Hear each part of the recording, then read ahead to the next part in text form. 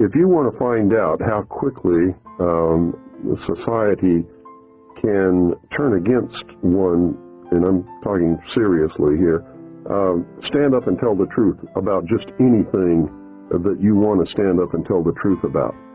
It scares the living daylights out of everyone. And so the first thing that happens is you find out who your friends are and who your friends are not, because there's a great weeding out there. And it's not anything that you do on your part or that I've done on my part. They just disappear. And you find very quickly that people are afraid to be around you because they can see the government being upset about what you're talking about, and they can see repercussions coming, and of course they have happened and will continue to happen.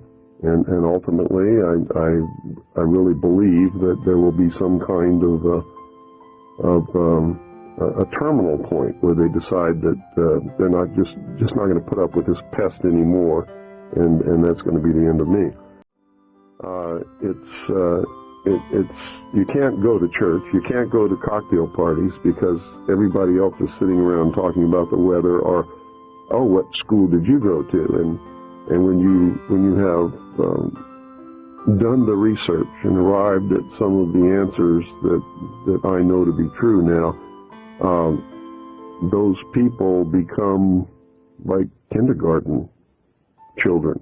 They're not in the real world, and I can't engage in that kind of a conversation. So you really find yourself in another world that has nothing to do with all of the rest of the people who are running around engaged in their activities that they think are so important then. And to them, they really are.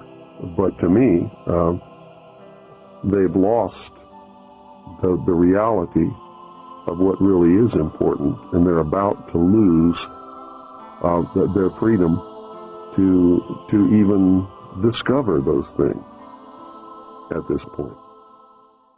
So if anybody wants to remember me, I would certainly be pleased if they just remembered I did what was the responsible and the right thing to do at a time when nobody else had the guts to do it.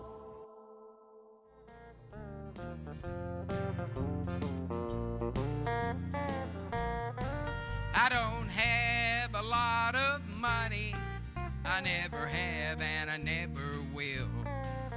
But the things that matter most to me will never be for sale.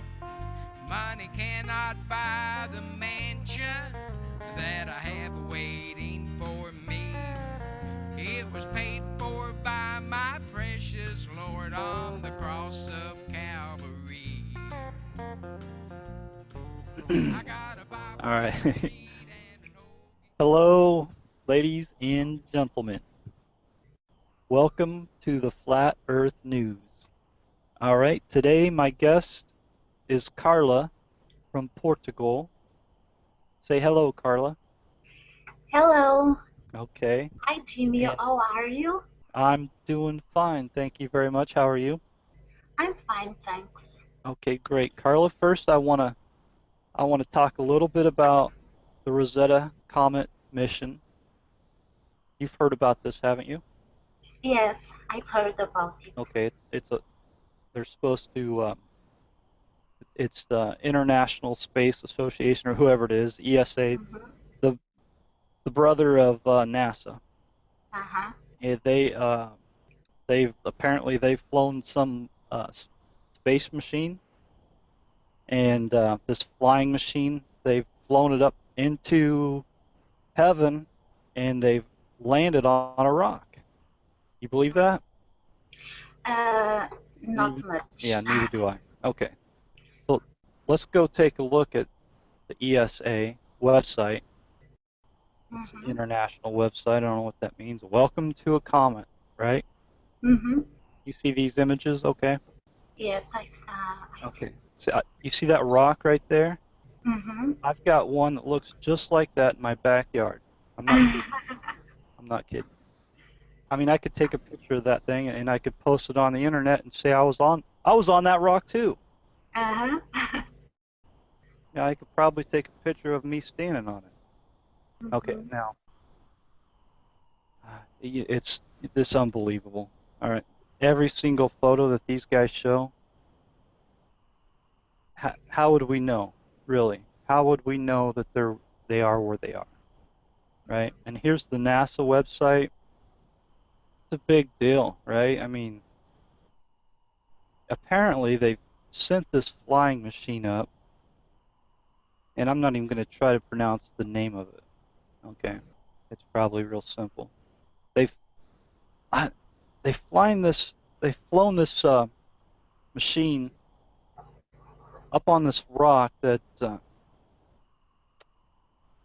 oh, I had the numbers earlier. It's it's I don't know how far away it is. How far away is that thing? They're not even going to tell us, are they? I don't think so. Oh, okay. Here we go. All right.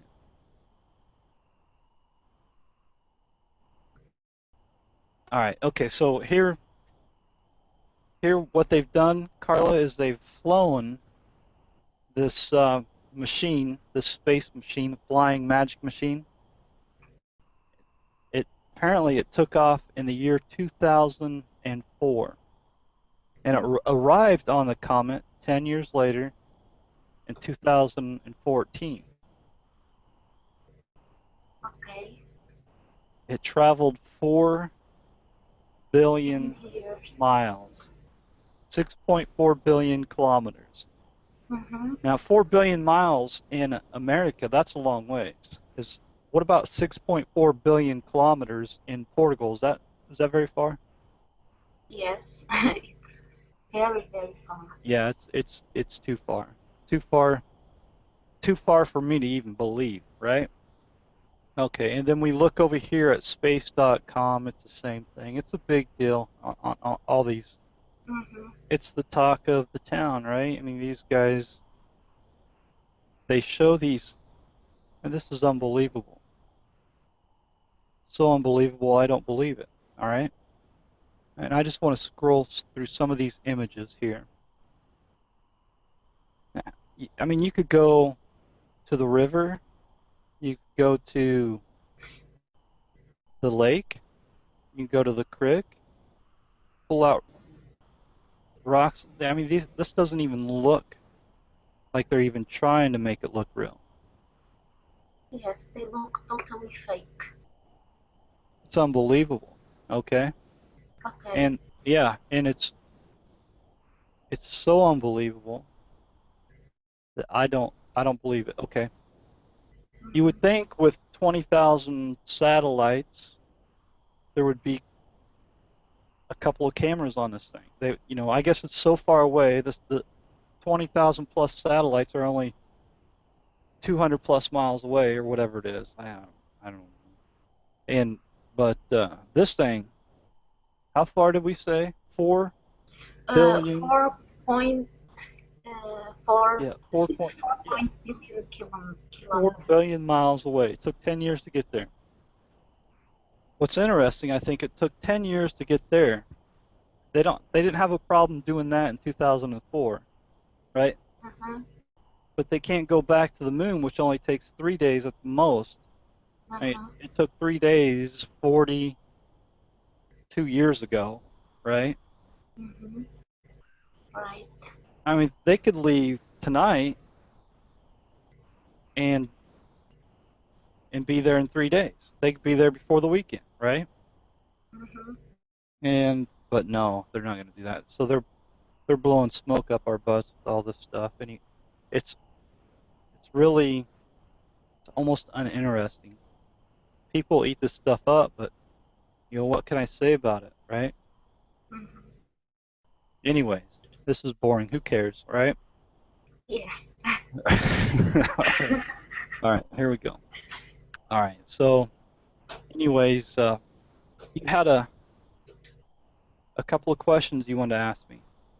Yes, I have a couple of questions. Um, First, I want to say that is a pleasure for me to join you in this hangout because I'm your big fan from Portugal. I've seen all your videos, and yes, I have a couple of questions. My first question is, when did you begin to wonder about the shape of the Earth, and what made you think of it? Okay. Well, um, uh, well, you know, that's interesting. Okay, I guess I could go back to. I hope I don't give you a long answer. I could go back to the fourth grade. All right. In the fourth grade, I missed the first day of school, right? Right. And you know, I had just like a year before moved to a small town, and man, I had the greatest summer, right? I met a bunch of new friends and played outside, played all kinds of, like football and baseball and all kinds of stuff outside. Had the greatest summer. Now it's time to go back to school, and you know, I was like, I don't want to go. So mom called me in sick that first day, right? I Right. had I had the greatest mom. She would do stuff like that for me. And so the second day I go to school, I'm thinking, okay, I'm gonna apply myself. I felt like I was really smart, and I was gonna show everybody how smart I am. And because I never rose my hand to answer the questions, right? And I was always a quiet, shy kid, and I thought this year I'm going to be more outspoken and I'm going to apply myself, I'm going to do good. And, we get there, I get into the classroom and we do our Pledge of Allegiance and all that stuff. And then right away the teacher goes into, this, I guess what she called it, I don't know if it history or whatever they called it. But anyways, she asked the class, it was about probably one of the first questions she asked is, what is the shape of the Earth? And I thought, oh, I got this. I rose my hand up and I said, I said something to the effect that it's flat. I think I might have said it's even or it's level, and or I might have even said flat. And then all the kids started laughing at me, and the teacher said, no, no, no. And I said, well, it's kind of bumpy. It's kind of, mountainy. And then she immediately stopped me, and the kids were laughing, and I didn't know what was going on, right? I, and I was just kind of perplexed at that moment. It's just one of those things that I probably won't ever forget. You go from having this, great big ego, this great big head, thinking I'm going to show everybody how smart I am, and then the next thing, everybody's laughing at me because I'm a big dummy, right? And the teacher went on to say, talk about the Christopher Columbus story and how people at that time thought the Earth was flat and how they thought they were going to go over the edge of the Earth. And she, talked about how Christopher Columbus proved the Earth was a ball. But what stuck with me was this idea that people were dumb back then. That was the impression I got. People were just stupid. They didn't know any better, right? And so, that kind of stuck with me. And then I really didn't know anything about the people being on the moon and stuff like that.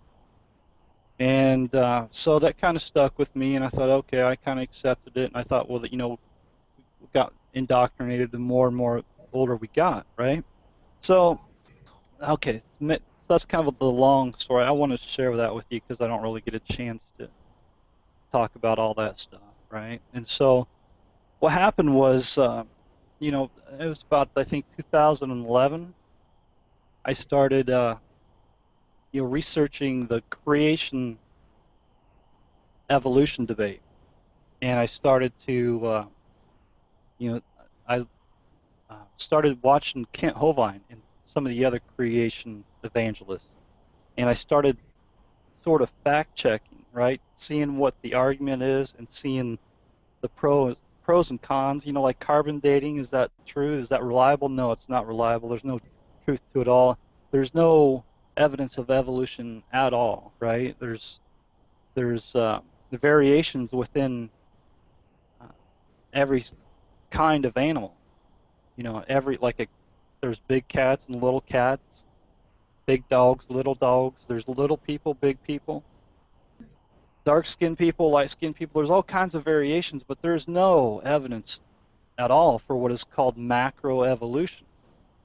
What they like to say is microevolution, and that's the variations. I agree with that, but there's absolutely the idea of macroevolution is ridiculous, and so it took me a while really looking into it and studying every single talking point, and it just kind of there came a point where it's like, man, they're lying to us. They're lying not just to the people. They start us out in school, deliberately lying to children. Now, does it get any more hideous than that? And that's as bad as it gets. Lying to little kids. And then I remembered in 10th grade English class, I failed it 4 years in a row, but I learned that, hey, there's ways to manipulate people's ideas and thoughts about things, and that's exactly what they're doing. I always assumed that this is what is going on in other countries, and then it's kind of like, wow, it's going on in this country, it's going on all around the world. And Yes. so, it kind of blew my mind. I thought, what else are they? They're lying about this, and all of a sudden it went from this is evil, but it's small potatoes to all of a sudden it dawned on me, this is a big deal. I mean, this is really affecting a lot of people, everybody really. The whole world is being affected by this false teaching, and so that's when I started looking into the moon stuff, and I saw this, yeah, I saw this, I just by chance I clicked on this video that showed Buzz Aldrin punching this guy, right? And it's like, oh, I thought, who's this butthole? And somebody giving Buzz Aldrin a hard time. I thought, I don't want to watch this, and I about ready to turn it off, and then I just watched another 30 seconds to a minute, and then I realized, okay, now this guy, he's showing what led up to that event, and so it got very interesting. And it was a video called Astronauts Gone Wild. I'm not sure if you've ever seen that one. I highly recommend it, and it's No, basically, I never seen it. yeah, it's very good. I'll have to link it, but it's Bart Siebel. He goes around and talks to all these astronauts that have allegedly went to the moon, and they all, I think every single one of them end up kicking them out of the house, and they're all using foul language, and they all turn down putting their hand on the Bible and swearing to God that they've been to the moon. Now, I don't see how that could even be a problem, right? Okay, so anyways,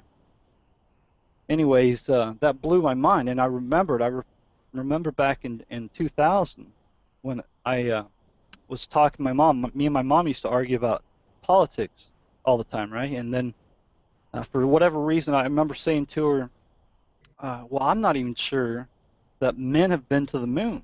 So what do you think about that, Mom? And she says, like, well, I've heard some other people say that too, and that blew me away because I thought she would think I was a complete nut. But, she's talked to other people. I thought this was really before, 2000, the internet was still young, right?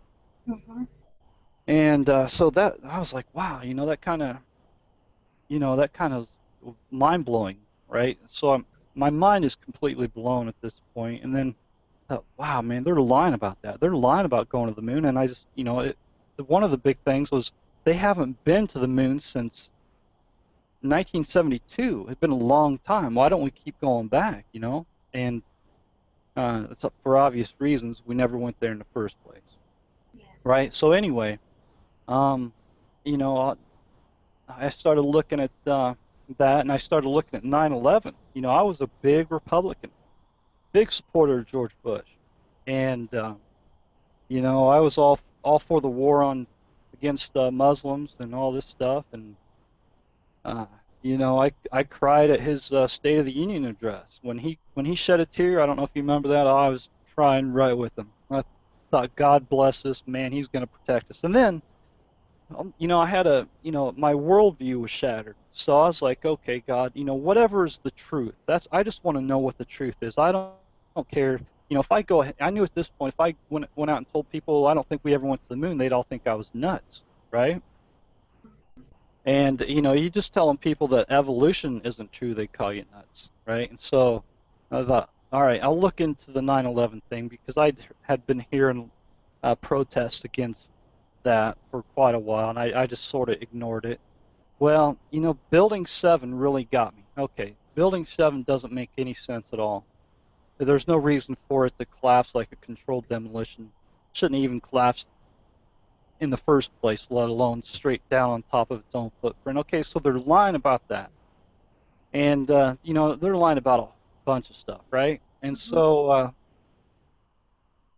I woke up one morning, and this is really the heart of what you're asking. Okay, I woke up one morning, and I was drinking my coffee, and a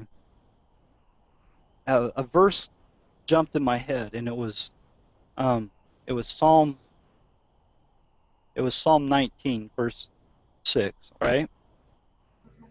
And I'm going to show you this verse. I don't want to butcher it. Okay. Okay. And it's just something I remembered from reading the Bible, right? And it says, His going forth is from the end of heaven, and His circuit unto the ends of it, and there is nothing hid from the heat thereof.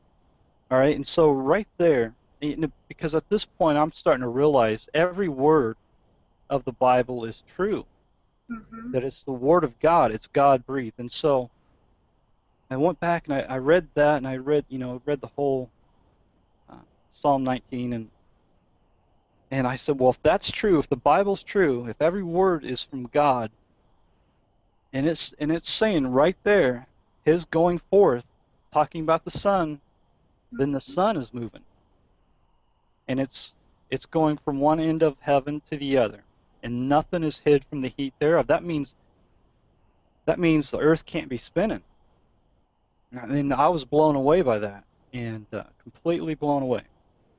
And it took me about 6 months of, I started looking into the geocentrist theory, right, their point of view. And I thought it was very interesting, but I wanted to, establish a foundation, right? I just want to completely erase the blackboard and just start from scratch and confirm everything. And then the very first thing is the earth even a ball? And I was like, I reflected back to being in 4th grade, and that what is the one thing in life that receives the most ridicule? What is the dumbest thing that is frowned upon, or whatever, however you want to phrase it? And that is believing the earth is flat. I mean, that if you want to call somebody dumb, call them a flat earth believer or whatever. And that's what I always had. That's always what I had in the back of my mind. I thought, well, wait a second. What better way to stifle thought in that area than to ridicule it, right? I mean, that's the same thing that they do with Christians in the Bible. They ridicule the Bible. They ridicule Christians. They ridicule the truth, and then it guilts people into not even looking into it.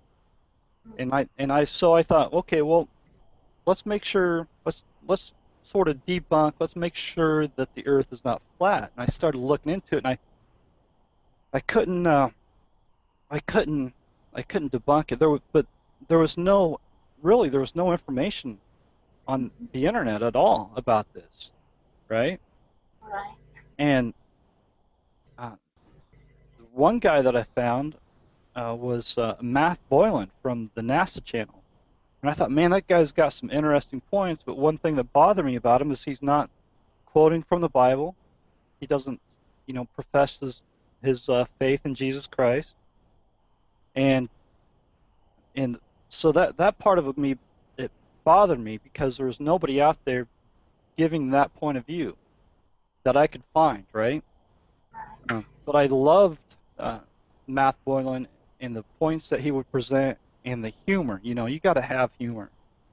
Something I wish I had. You know, you got to have whenever you try to deliver a message, you want to have sense of humor, and that's critical, I think. And he does a great job with all that stuff. Anyway, so it, you know, like I said, it was about a 6-month process, and I was going, I started going through point by point, you know, looking through all the Bible verses that supported the flat Earth model, and trying to find Bible verses that supported a ball Earth model, right? And I could go on forever. I could talk to you another 3 hours about all these different points, but basically that's how it kind of all started for me.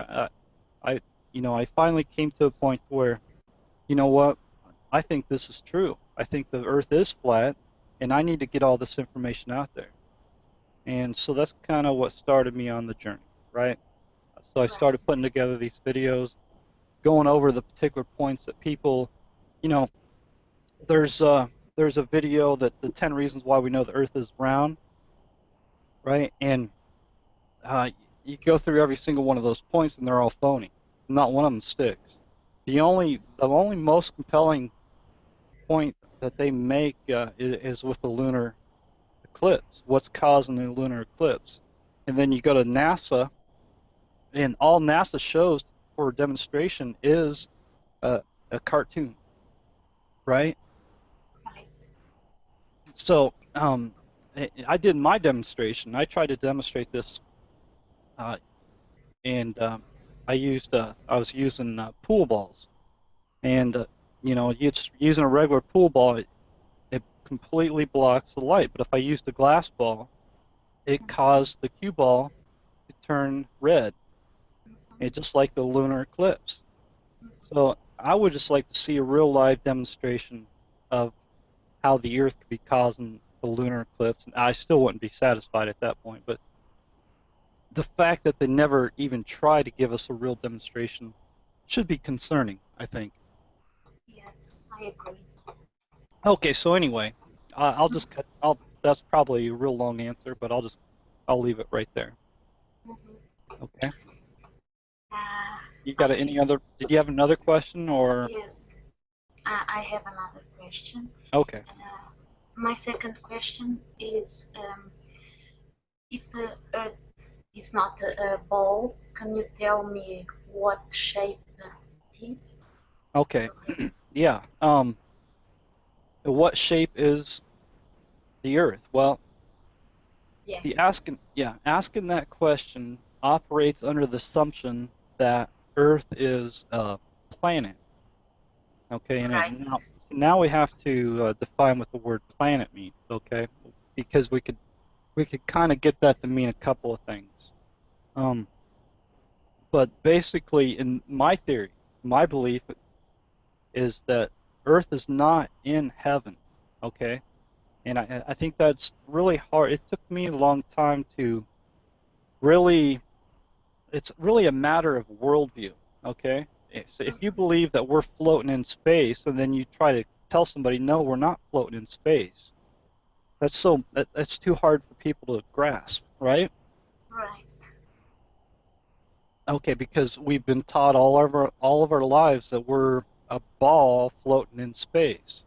So, so to say the Earth is flat, then all of a sudden people think, well, it's a flat disk floating in space. Well, no. That's not it at all. The whole idea of the Copernican model is wrong. Okay, Earth is not floating in heaven. In fact, you go through all through the Bible, but right at the very get-go, God makes a distinction between heaven and earth. In the beginning, God created the heaven and the earth. Mm-hmm. Okay, and the earth was without form and void, and darkness was upon the face of the deep, and the Spirit of God moved upon the face of the waters. Okay, and God said, "Let there be light," and there was light. Okay, so on and on you go, read throughout the whole Bible, and not one single time is earth being even suggested as being in heaven. Okay, there's a distinction made each and every time. Okay, and so think once you realize that, hey, this, the whole Copernican model, the whole model of the solar system that we've been indoctrinated with is wrong. We're not floating in space. Now, what's beyond or below, beyond Earth, and what's beyond heaven and all that stuff, how is anybody going to know? I mean, there's, what's beyond heaven? Well, how can, I've been asked that, and how can anybody know that? Mhm. Right? Only God knows. Right, exactly. Only God knows. And we should humble ourselves a little bit and realize we don't know everything. I don't know everything. You don't know everything. The people in NASA don't know everything. People in government with all the money, the rich people don't know everything. But who's the person that knows everything? Who can, there are things that we just can't know, right? And even Jesus says in John chapter 3, verse 12, if I have told you earthly things and you believe not, how shall you believe if I tell you of heavenly things? Right? And so there's things, yeah, it's very true. And some things we just can't know. I mean, that's all there is to it. But I wish I could paint a picture and show that, hey, Earth is below and the heaven is above. But people want to see the big picture. They want to see, well, is it floating? It's not floating. It's not floating at all. Okay, and whether it's a dome, whether we're living in a dome, or whatever you want to call it, I don't know. Again, I don't know these kind of. I don't have the answers for it. Nobody does. But just because NASA or Copernicus or whoever you want to lay it on, just because they have designed this imaginary model that they say goes on forever and ever and ever with no end, well, that doesn't mean it's true. Just because they've had 500 plus years to perfect their model, and I've had, 2 years at best to formulate my model, right? I mean, they've got all the finer points figured out, but still within their model, it's all imaginary. It's not. It doesn't even fit reality. It certainly doesn't fit Scripture, in my opinion. So, anyways, thank you for that question. You're welcome. I have no more questions for now. Okay, very good. Well, I appreciate your time, and I think we probably went long enough. I think. Okay, it was my pleasure. Thank you for your time, and I liked your answers. Thank you, Jimmy. Yeah, thank you very much. Okay. I got everything I need to make it through another day. The Father, Son, and the Holy Ghost to guide me.